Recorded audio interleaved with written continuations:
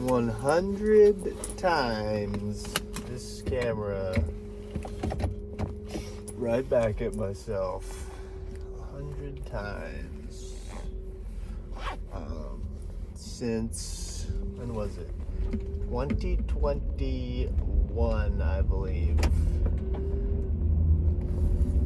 The story was, for that first one, that I was at home and I had fractured this finger right here.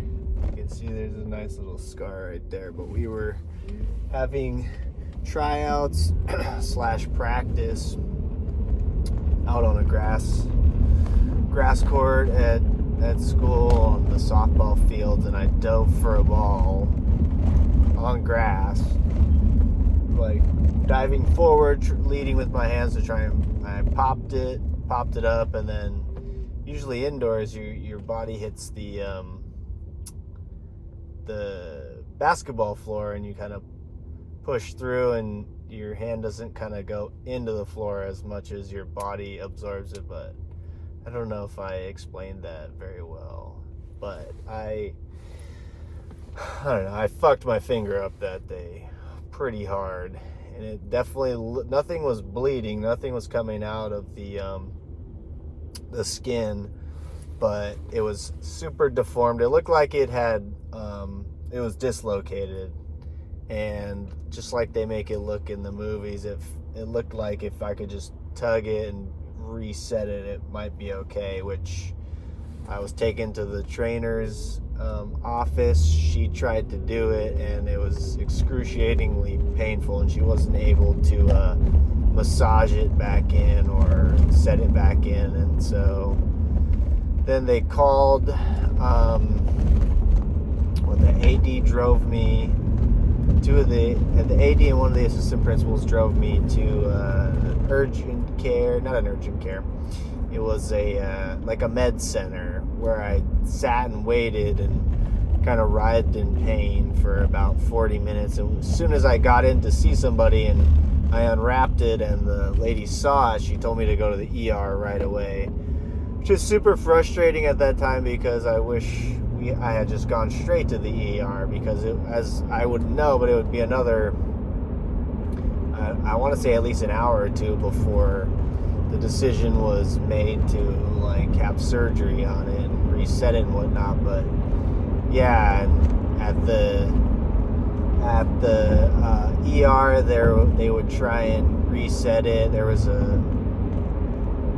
nurse that was I don't know, maybe 120 pounds or so, and she tried a couple different times. She tried once, then unsuccessfully, then she tried a second time once they had given me some like pain meds, and it still didn't work. Then they brought in like a dude nurse, someone with a little more how you say, I don't know, just someone that was stronger. I think they thought that he wasn't able to either, and so a lot was said, and the decision was they were going to have surgery on my hand to reset it, and they did it, and it was thinking back now, I just remember it being a very long day where you're just sitting and waiting, and like it was so painful. I wasn't really even trying to like distract myself with like watching YouTube or anything. It was all I could focus on was just that it hurt, and I just wanted it to not feel. I mean, the one thing working in my favor was I hadn't eaten anything in quite a while. I had gone running that morning. I want to even say I went on a good run that morning, but at that time I was drinking quite heavily in the evenings, and I remember they asked me, and it just happened to fall in like a 2-week period when I was really I was running a lot, like every morning, and then drinking a lot like every night. So I was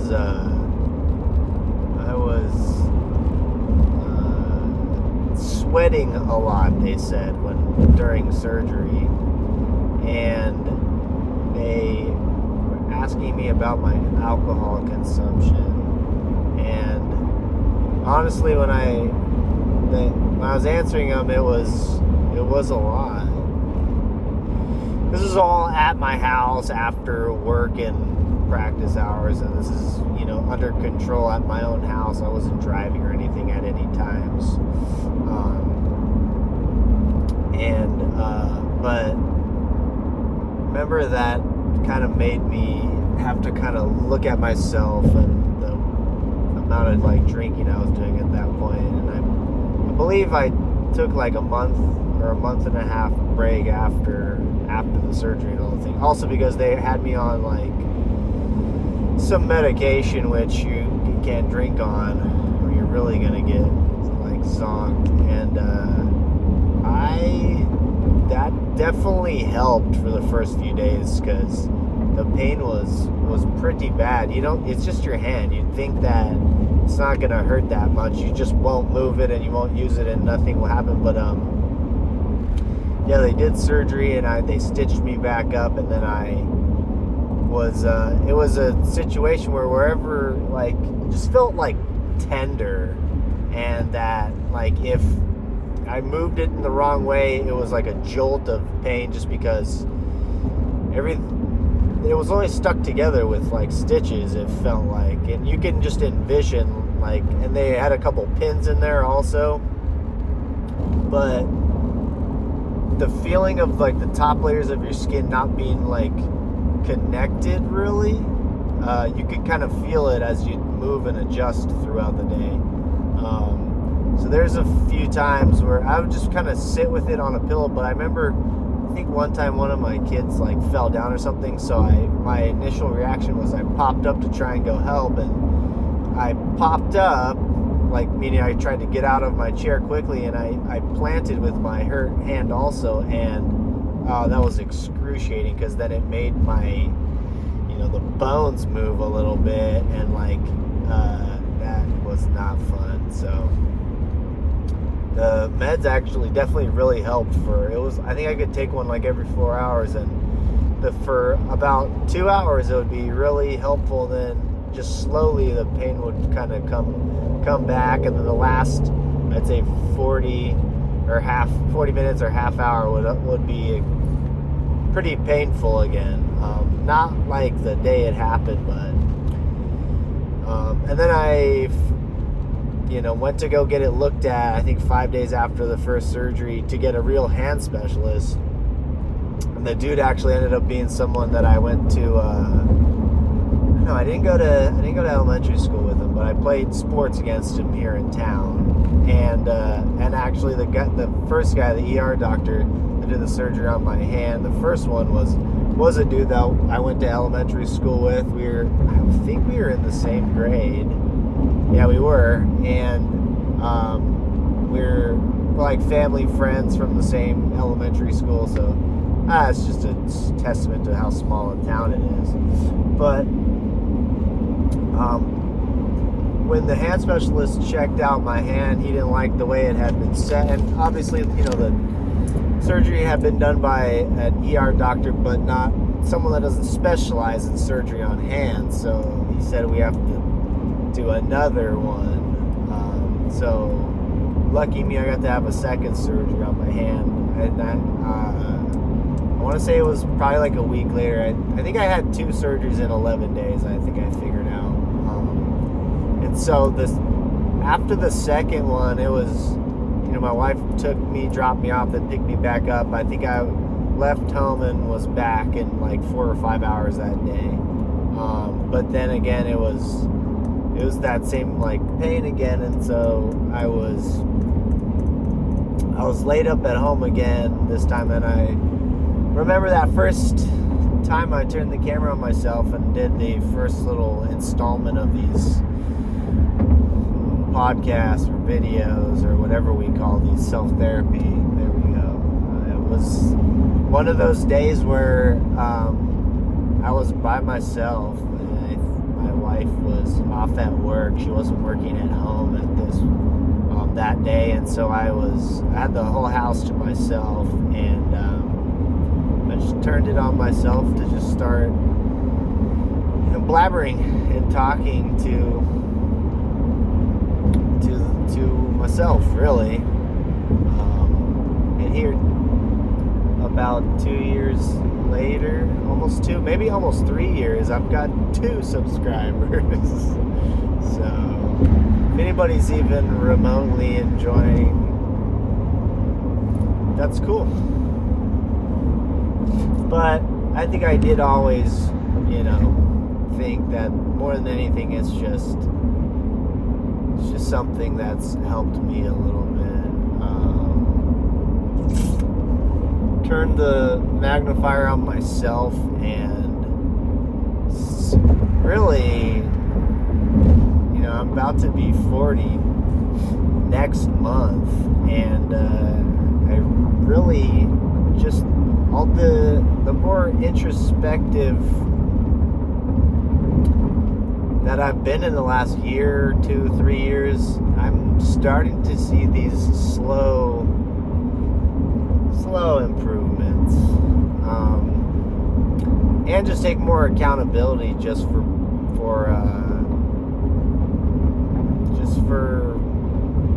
my life, really, and make less excuses. And I'm really trying not to complain hardly ever, which is such a difficult thing to do, because I'd say as Americans, as Californians, we're so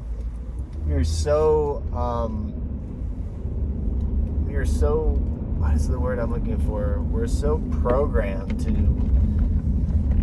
it seems like, complain about so many things every day, that complaining is just part of everyday conversation at this point. It's pretty wild in that respect. And I see my kids complaining so much, and I know they're not even really doing it on purpose. It just kind of morphs into a lifestyle in a way that you talk, and you hear people say, well, you don't hear people, but I mean,